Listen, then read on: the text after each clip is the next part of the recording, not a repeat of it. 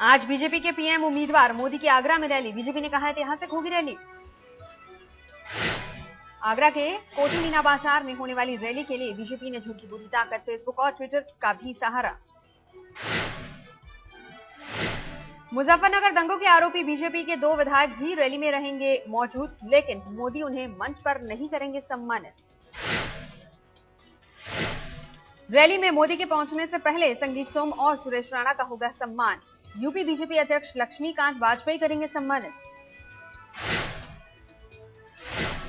मोदी को विवाद से दूर रखने के चलते पार्टी ने लिया फैसला। लक्ष्मीकांत वाजपेयी ने कहा दोनों यूपी के नेता, यूपी बीजेपी करेगी उनका सम्मान।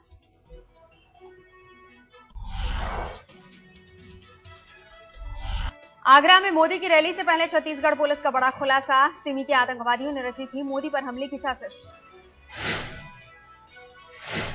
छत्तीसगढ़ पुलिस के मुताबिक हमले के लिए सिमी के आतंकियों ने दिल्ली, कानपुर और अंबिकापुर में की थी रेकी।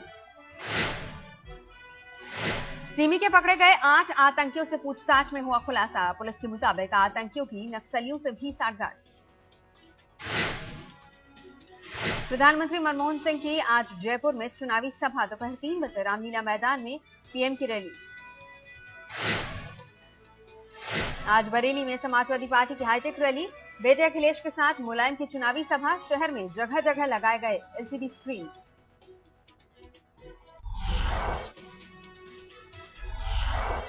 केजरीवाल ने अन्ना को भेजी चिट्ठी। लिखा फंड में गड़बड़ी का शक हो तो जस्टिस हेगड़े से करवा लें जांच।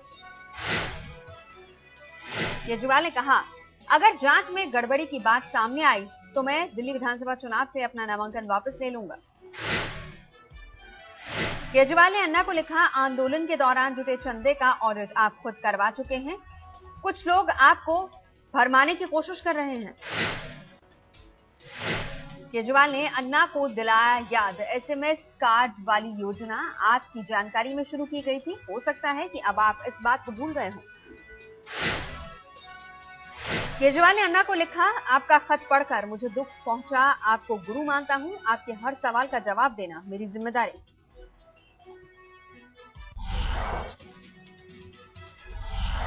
फंड के फसाद पर अन्ना की नाराजगी झेल रही केजरीवाल पर चुनाव आयोग का चाबुक। धार्मिक भावना भड़काने को लेकर नोटिस। प्रचार के लिए आम आदमी पार्टी के एक पर्चे पर चुनाव आयोग को ऐतराज। धर्म के आधार पर वोट देने की अपील का आरोप। केजरीवाल को 25 नवंबर तक देना होगा जवाब। मोदी के बाद अब वसुंधरा राजे का भी विवादित बयान। बाड़मेर में कांग्रेस के हाथ को बताया खूनी पंजा। बीजेपी के सीएम उम्मीदवार वसुंधरा राजे के बयान पर बिफरी कांग्रेस। खूनी पंजा वाले बयान को लेकर आयोग से करेगी शिकायत। राजस्थान में कांग्रेस के लिए खुशखबरी। सत्ता में आने पर गहलोत से आरक्षण का आश्वासन मिलने के बाद गुर्जर नेता किरोड़ी सिंह बैंसला ने कहा गुर्जर समुदाय कांग्रेस को देगा वोट।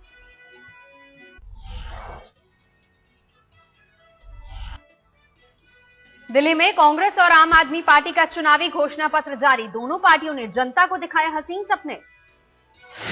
कांग्रेस ने हर विधानसभा में महिलाओं के लिए टॉयलेट बनाने का किया वायदा। डबल डेकर फ्लाईओवर बनाने की भी बात।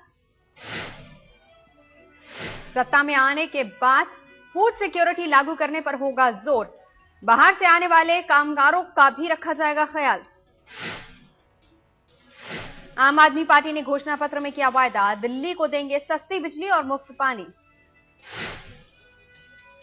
बुजुर्गों के लिए आपके घोषणा पत्र में खास ऐलान।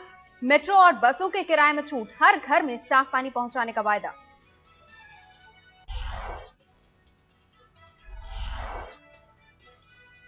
कानूनी पचड़े में फंसे योगगुरु रामदेव। हरिद्वार प्रशासन ने लगाई मुकदमों की झड़ी। पतंजलि योगपीठ पर 81 मामले दर्ज। डीएम की जांच रिपोर्ट के बाद रामदेव के खिलाफ बेनामी जमीन के दुरुपयोग, स्टैंप चोरी और अवैध कब्जे का मुकदमा।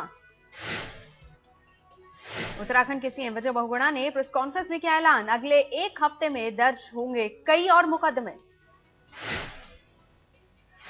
नागपुर में राज ठाकरे ने गुजरातियों पर साधा निशाना। कहा मराठवाड़ा में भूकंप के समय गुजरातियों ने नहीं की मदद। मंच पर गडकरी भी थे मौजूद। राज ठाकरे ने कहा जब गुजरात में भूकंप आया तो सभी ने की मदद। लेकिन मराठवाड़ा में भूकंप आने पर महाराष्ट्र में रह रहे गुजरातियों ने नहीं की कोई मदद।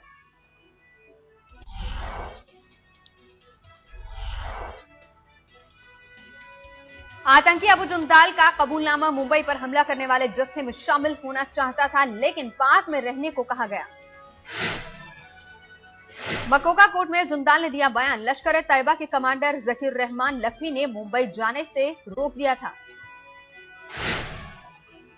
अबू जुंदाल का खुलासा। लश्कर के कमांडर लखवी ने पाकिस्तान में बने कंट्रोल रूम में रहने को कहा, जहां से मुंबई हमले के आतंकियों को दिशा निर्देश देने थे। आंध्र प्रदेश पर मंडराया एक और तूफान का खतरा। मौसम विभाग ने जारी किया अलर्ट। कल सुबह आंध्र प्रदेश के नेल्लोर और मछलीपट्टनम से गुजरेगा तूफान। हेलेन की वजह से भारी बारिश का अंदेशा। तमिलनाडु और उड़ीसा में भी बारिश की चेतावनी।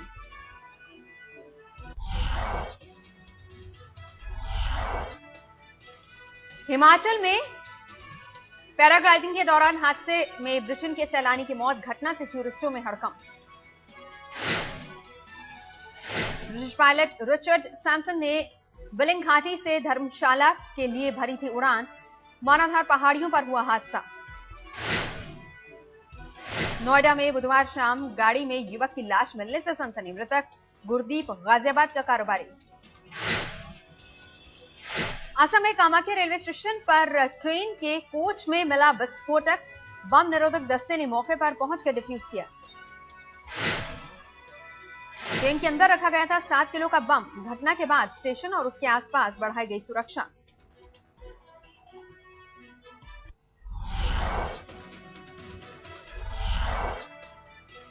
आज से भारत और वेस्टइंडीज के बीच वनडे सीरीज का आगाज। कोच्चि में खेला जाएगा पहला मुकाबला, लेकिन मैच पर बारिश का साया।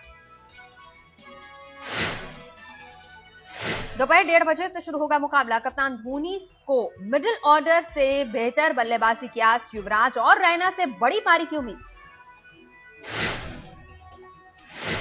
ब्रिस्बेन में आज से ऑस्ट्रेलिया और इंग्लैंड के बीच एशेज सीरीज का पहला टेस्ट शुरू। ऑस्ट्रेलिया की टॉस जीतकर पहले बल्लेबाजी। वॉटसन और रॉजर्स जल्दी लौटे पेविलियन। इंग्लैंड के बल्लेबाज केविन पीटरसन आज खेल रहे हैं अपना 100वां टेस्ट। 100 टेस्ट खेलने वाले इंग्लैंड के 10वें बल्लेबाज बने। मुंबई से उभरकर सामने आया एक और सचिन। 14 साल के पृथ्वी शॉ ने एक पारी में बनाए 546 रन। हारिस शील्ड टूर्नामेंट में बना अनोखा कीर्तिमान।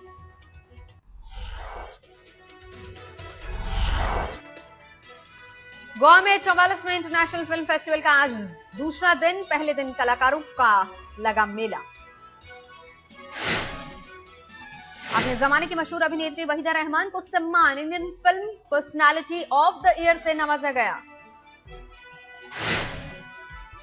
भारतीय सिनेमा के 100 साल पर Indo French chamber of commerce ने रखी डिनर पार्टी। पत्नी जया के साथ बिग बी भी मुख्य अतिथि।